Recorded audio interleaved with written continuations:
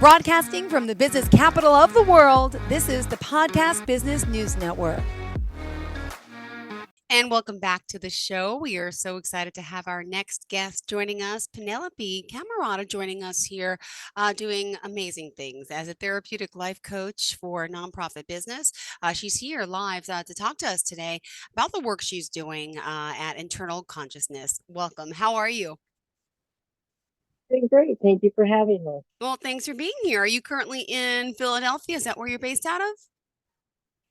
I am currently, I've been in Philly for a little over 10 years now. But I'm actually looking to move the nonprofit to a physical site in Eastern Oregon. So, and Beautiful. as a working farm. All right. Well, I was reading. So, I mean, you're focusing really on the frontline workers and military personnel, active and also retired. Tell us a little bit about some of the services you offer, Penelope. what I offer is as a first responder myself, and I've had to go through this myself. Um, I offer a lot of different modalities from CBT, cognitive behavior therapy for PTSD and complex PTSD, workshops. I do breath work with people. I do a lot of guided visualizations for post childhood traumas that actually kind of define what we become in life, and how that role plays as an adult, in our reactions and how we deal with stuff. So if we take it back to the root of the problem, then we can move forward to fixing the current present so we have a better future. Well, I think it's important that we get to know you first before we discuss more about what you and the nonprofit are doing. So tell us a little bit about you growing up, your situation, and then yeah, I want to hear everything from as a kid, where you grew up, and what brought you here today. I grew up in Eastern Oregon. So when I talk Eastern Oregon, I'm talking an hour away from the Snake River. Okay. So there's Portland, Oregon, and then there's the rest of the state. So we're the high desert country. It's actually the total opposite of Philadelphia. Um, I grew up with a brittle diabetic mom. So I got to see as a kid growing up firsthand, always having the EMTs at the house, um, driving mom to the emergency room with blood sugars of 1200, 1100. So every day was a different day because anything could happen. So one of my uncles actually was an EMT with the local fire department, and he actually he kind of set things in motion. My mom had gone into a diabetic coma when she was real young, and he was an EMT at the time, and they had to life flight her to Portland at Oregon Health Sciences University, and he had to go on the flight with her. So as a brother, he had to put that personal stuff aside and deal with Mm-hmm. the professional, even though it was his big sister lying next to him. And that impacted him, I think, a lot because he ended up a few years later going over to being a sheriff's deputy. Wow. So he transitioned. It affected him enough that he actually transitioned into law enforcement, got fully out of EMS completely, and has always felt very protective of his sister. And I never understood that until I became a first responder myself. It was like, whoa, okay, now I get it. And I have a daughter that actually was diagnosed as a type 1 diabetic as well. So it's a family genetic thing. And so being a parent now as a diabetic, I got to see firsthand the daily struggles. From a parent perspective, it's different than from a child. And Mm-hmm. then um, when I moved out here, I was really going to actually be a Philly cop. A friend of mine actually talked me into being a Philly cop, and I didn't do that. I ended up going with the EMS instead. Um, and it's been a natural role for me, growing up with what I've seen, what I've had to deal with. And it just kind of followed in line with everything. of what I've been around. So it was kind of weird how it kind of everything that happened when I was younger kind of guided me towards being an EMT and into the EMS field versus going into law enforcement where I originally wanted to go into. Um, Wow. but I love being an EMS. So it's still a win-win. Beautiful. And by the way, tell us the website. How do we reach out to you? Okay, my website is https dot internal hyphen consciousness dot ueni dot com. Perfect. Well, thank you so much for sharing that. And is there any social media pages or phone number you want to share as well? I am on Facebook. I also am on Instagram, LinkedIn, and Twitter. All of it's under internal consciousness, all one word. Um, I do have an EMS fitness page, which deals with a lot of the lifestyle, health, and fitness for basically any responder. I just named it EMS fitness because that's what I'm in.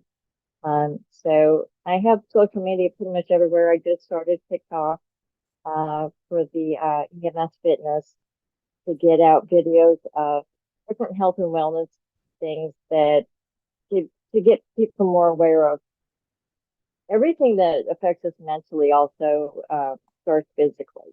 So if we're stressed out, we're burned out, that actually starts affecting us mentally and emotionally because then we struggle with Yeah, having to deal with things. And it kind of goes back and forth. If we're down mentally, it can affect us physically. So it all works in tandem together. So EMS health and fitness can be mental health. It can be about physical health because it's all tied in together. got it. Well, let's talk a little bit about again, you're here helping people get to the root cause of their issues. And you mentioned you want to talk today a little bit about your initial interview process with potential clients. So let's dive into that if you don't mind. No, usually what I do is I offer a free consultation with people, about a 15-20 minute um, Zoom meeting, mainly because of convenience. Um, and the anonymity helps with that as well. But it just is a sit down of them talking and me listening. Mm-hmm. It's a time for them to send out those feelers of, I trust this person to talk to. Is this person going to listen to me? Within about 10 minutes, I can usually get down to the root of the problem. And then we start talking about that. And it's 9 times out of 10, I've never had a problem with people talking to me about their past. They actually want to talk once they get that comfort level going and that trust. That childhood tends to come out, and the root of the problem always surfaces. And at that point, then we decide on how we want to go about working and getting through this this stumbling block they're having Mm-hmm. and what their goals are on how they want to proceed and what they want to get better at. Got it. And could you share maybe a client example or two of someone that you've worked with without obviously using their name, but some of the things they went through and how you're able to figure out what they needed? And then we'll talk about your specific modalities that you do offer to help treat your clients. My main one was a military guy out of Tennessee. He was struggling with basically reintegrating back into society, having a real struggle with self-esteem. Mm-hmm. Within about 15 minutes, we realized that it was his past childhood that actually was affecting why he went into the military. And then he kind of struggled through the military, but he felt comfortable there because it was ordered, it was structured. And then when he got out, he had this almost like it was an identity crisis because he didn't know Yeah. where he fit in. Mm-hmm. And then he's struggling with all of these emotions of where do I fit in? What am I lacking? I can't have a relationship with anybody. I'm struggling with my job. I Mm-hmm. hate being around social people. Um, and it came down to the fact that he didn't ever feel safe. Ah, he never had a safety net, or it was never established when he was younger. So when I took him back basically back to his childhood, we actually walked through several steps of how he can kind of take that inner child and put him in a safe place. Um, and it's from a third person perspective, because as a child we see things from one perspective. As an adult, we do things differently because we have more experience on our hands. Mm-hmm. But as a third person watching it, then it's even more different because you see things that you miss completely, because you're not emotionally attached to it. Getting that detachment into it helps you see a clear picture. And then you can also see where or how you can help that person with whatever they need. It's almost like you instantly know the answer before it's even asked, because you've seen all three views of it now. It's almost like a 360 type of a view. And once I got him established on being able to find that safety net for his inner child, he was able to work through his traumas. And it took about 2, 3 months. I did a couple of sessions with him, and then he took it from there. He Okay. instantly connected with it, and it worked so well for him. He was able to actually go through every trauma he had at every age, including being in the military. That, okay, I need to see Wow. this from a perspective that, okay, I'm going to go back and I'm going to use the tools I Yeah. did as a younger child and use them for that safety net. And it all revolves around, we all want to feel safe. We all want to feel Don't we protected. all? And Yep, if exactly. if our parents can't protect us at the time when we're a small child for whatever reasons, we have to find a way to get that or make that ourselves so that we have that safe haven. And that's basically what I gave him, was a way to connect to that safe haven that he can control. And Mm-hmm. therefore that puts him into the place where no one can take that away from him anymore. Yep. And it's a solid for him. And it worked. Within 3 months he was good. I was done with that client. I like the fact that when I work with clients, they can be short term. The longest they can be is up to a year. Okay. But I want them to go and experience life on their own. I do not want them tethered to me week Mm-hmm. after week, month after month. That is not productive for them. And that it kind of defeats the purpose. Wow. Wow. Thank you for sharing that. And at this time of the show, we got to just remind everyone how we can reach you again. Share all forms of contact, please. Um, Website internalconsciousness.udniweb.com. Um, Facebook. I'm on Twitter, Instagram, and TikTok. My phone number is listed on my Facebook pages. You can follow and you can like any of the pages. It's all public, open to the public. So it's easily accessible. I also do have a professional Facebook page under my name of Ann Dunnington Camarata. So that's usually where I have a lot of groups that I interact with that are first responders and military personnel. But then I post my own stuff too as well, just separate from internal consciousness and fitness. Beautiful. Well, thank you so much. All right. Exciting getting to know you, Penelope. And by the way, your work, you're doing it virtually, right? You can help someone anywhere around the world, or is it just in the state of Pennsylvania? Just want to make sure I have that right. No, no, mine is actually worldwide. I've actually talked to a couple of potential, EMS responders in Wow. Africa, where they would like to start up a program, something similar to that, because in their country, because they have no resources. I mean, Mm-hmm. you know, the United States, we have some resources. We have stuff for rehab and stuff like that. They have nothing in Africa, especially South Africa. Wow. That's their biggest struggle. Well, do you mind if I ask you a little bit about the book that you co-authored? What is the name of it? Where can we find Oh, it? And tell us all about that. Congratulations on that. this was a great opportunity. It was unexpected. It was from Ken Severson through my LinkedIn profile, and I was approached by him to actually help co-author a book for other life coaches to take these 20 authors that got together, and each of us are writing a chapter in this book, and we're all basically giving an example of how our teaching modalities work and by actually putting in an activity at the end of that chapter for them to put into practice so they can work with their own clients with it, because everybody's different.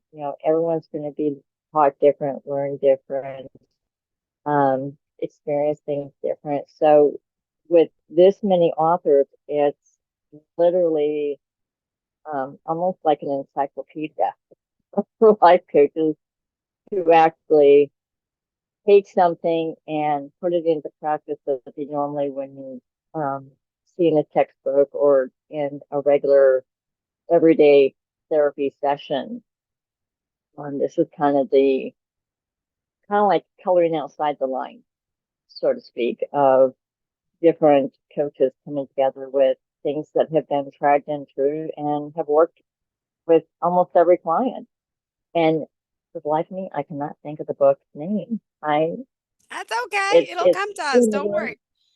I but mean, but just I do Google know that it. We'll Google your name, right? It's got to pop up. sure, it will pop up, and it's being released tentatively in December.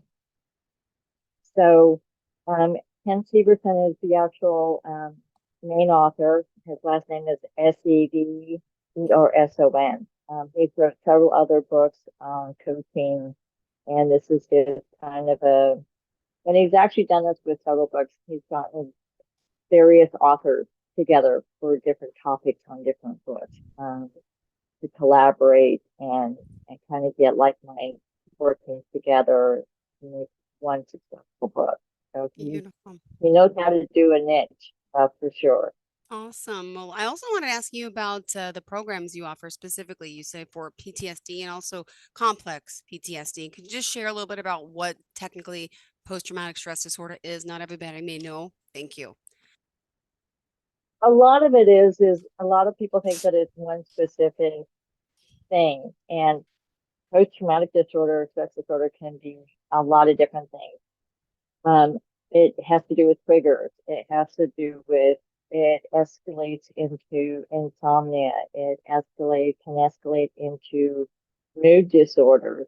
Um, it affects your mental status and your emotional status in such an intangible level that it's hard to pinpoint exactly what caused it or what exactly is the issue. That's why there's a difference between complex PTSD and straight PTSD. Um, Pretty much every dictionary you see is going to say that post-traumatic disorder, stress disorder, is something that has happened from a major traumatic event, and you develop triggers and stressors from that, like a major auto accident or a near-death experience that you've experienced or even a family member has experienced. Something that's closely related that's going to affect you that almost puts you into a shock state, um, or a shock or a startle state. Your fight or flight kicks in, and it's almost like that's what your trigger is going to be, because if you see an automobile accident that's similar to what you experienced or seen, it's going to trigger flashbacks. Your complex PTSD is more of over time. War zones are a big one. Homelessness. Um, if you've been constantly bullied growing up in school and it's escalated to work, that develops a complex PTSD because it's over time, it's cumulative. It's not one specific thing can actually be pinpointed that actually caused it to start. So it's not necessarily that they're different in their definitions, but how you help heal them from it is the same. And that has to do with the emotions are the same. The fight or flight is still the same. The triggers, even though the triggers may be different, the reactions are the same. Um, and working with people that have these PTSD, you literally have to go in and recreate the traumas that they're experiencing from the triggers, but you have to do it from that third person perspective. You can't do it as a first person because you're going to send them into a tailspin. Sometimes cognitive behavior therapy works with that. Um, it depends on the person, and that's the nice thing about what I do is that because every person is different and everybody reacts to those triggers differently, they're not all going to get the same kind of treatment. It's not a textbook of, oh, we're going to do this for step one, we're going to do this for step two. And by the way, when you get done with it, it's going to go tell someone else, and these are the steps so they can be prepared themselves. It's not even close to how it works. It is. Um, some people work better with having a calming aroma in the room, or a scent, or a sound of music that will calm them down to where they can now talk and express themselves in a way that actually gets to where they want to go without them realizing that they're in, kind of like those warning signs are going to come up, but they're not being triggered. Um, there's Personally, there are certain aromas that if I smell, I instantly I get stressful with, and there's other aromas that I smell and I calm down. And every person is different with that, and so are sound. If someone is hypervigilant or hypersensitive, uh, typically your law enforcement is more of your hypervigilant. Having something that has no sound, but maybe an aroma that is that's calming to them will actually get them to open up more so than having something like the soothing music that would like soothe an infant or a child. Everybody is so different, and that's why that 20 to I've even gotten my free consultations up to 30 minutes where people will just talk and I let them. And it's like, there's no timeline. It's a guideline, is what I call it. I'm not gonna I'm not gonna cut them off after 20 minutes and say, okay, we're done. Yeah, Um, exactly. Getting to the root of the problem is the main thing. And if it takes them a little bit longer to get to that, and by just letting them talk, I find out all sorts of information about them. And then we can actually use those once they're narrowed down and that trust is there. We can now focus on, okay, well, what do you think about how are you with sound? Are you comfortable with like a high pitched sound, low pitched sound? Is there a smell that you associate with Mhm. this that's negative? And once things like that are kind of picked apart and analyzed, and you're like this 20 questions to this person, putting together, you're almost like profiling them. Yeah. But at the same time, it's not that you're profiling them specifically, you're profiling the issue that needs to be addressed because that's what your concentration is on, is that issue. The person is just the body. It's the Mhm. shell. The issue is what needs to be dealt with, and in order to get to the root of that issue, you've got to ask questions, but you've also got to listen to that person because even though they may not be saying something, you can see it in their body language. Yeah. So you have to use all facets of communication to really get to the issues. And you know that more is going to come out the further along you go in the Mhm. treatments and in the sessions. Um, And I try to gauge my sessions with them no more than 6 months, because if something's not working within the first Yeah. month, you got to switch gears and try something else. And in 6 months, we should have it figured out by then. If not, I'm not doing my job. Yeah. All And right. Well, it's not working. It's it's a challenge. It's like a big puzzle, but yep. it's actually very easy to figure out once you know the pieces. Got it. All right. Well, we are unfortunately out of time, Penelope. It's been a pleasure getting to know you and all that you do. We just need to remind everyone, of course, how we can reach you. Thank you. All right. So once again, I can be reached on my website at internalconsciousness.ueniweb.com. My Facebook pages are EMS Fitness and Internal Consciousness. Those are the two business pages. I am also on Twitter.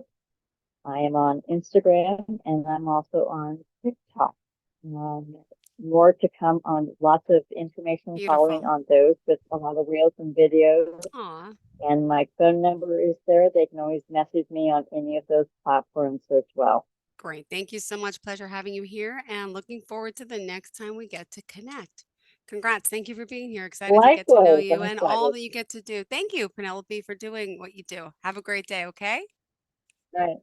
Are you looking for even more of the podcasts and hosts that you love? The Podcast Business News Network is proud to announce that you now have even more ways to listen live. Check out the MyTuner Radio, online radio box, and Simple Radio apps on iOS and Android, or find us online. Search for Business News Network on mytuner-radio.com, or search Podcast Business News Network on streama.com and onlineradiobox.com/US. Take your podcast on the go and don't miss a minute of the action.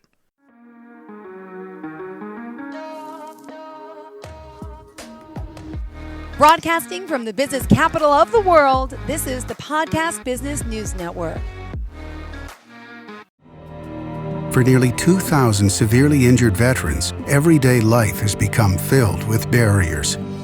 Day-to-day simple tasks can become pretty daunting. I have to carry my chair up 2 flights of steps or have somebody do it for me.